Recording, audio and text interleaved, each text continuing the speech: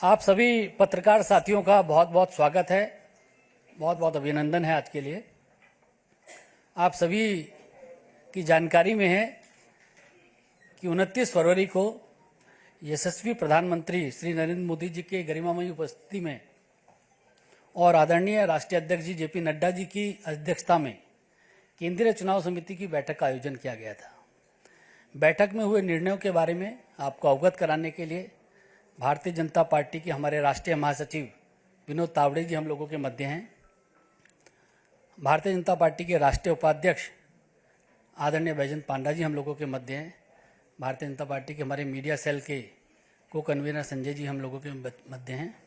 मैं सबसे पहले आदरणीय विनोद तावड़े जी से आग्रह करूंगा कि मीडिया के साथियों को संबोधित करें। नमस्कार।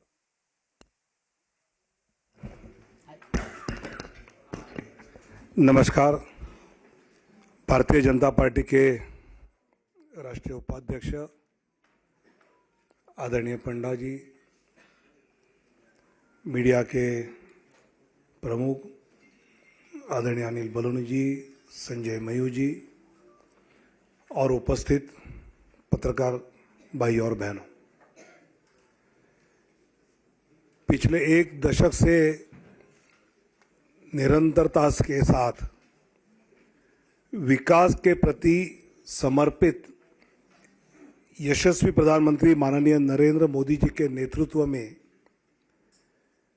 सरकार ने सेवा, सुशासन और गरीब कल्याण तथा सबका साथ, सबका विकास, सबका विश्वास और सबका प्रयास, इस मंत्र के साथ एक सेवा की अद्भुत मिसाल देश में ही नहीं अपितु विश्व पटल पर प्रस्तुत किया है। अनेक जनहित के निर्णय पिछले 10 साल में माननीय प्रधानमंत्री नरेंद्र मोदी जी के नेतृत्व में हुए। आदरणीय प्रधानमंत्री जी ने आग्रह से कहा कि इस बार भाजपा 370 और एनडीए 400 पार का संकल्प लेकर देशवासियों के सामने जाए।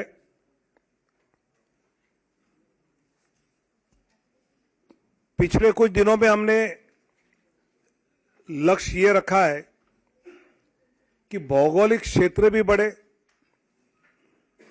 प्रदेशों में भी हम बढ़े, साथ ही एनडीए का भी विस्तार करने का प्रयास पिछले कुछ दिनों में हमने किया है। जनता जनार्दन के आशीर्वाद से लगातार तीसरी बार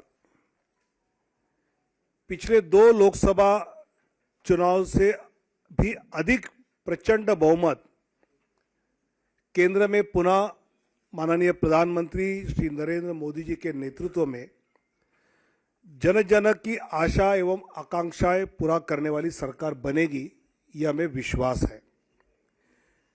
और यह हमें ही नहीं, देशवासियों के मन में भी है और इसलिए वो सब के मन से आवाज आ रही है, फिर एक बार मोदी सरकार।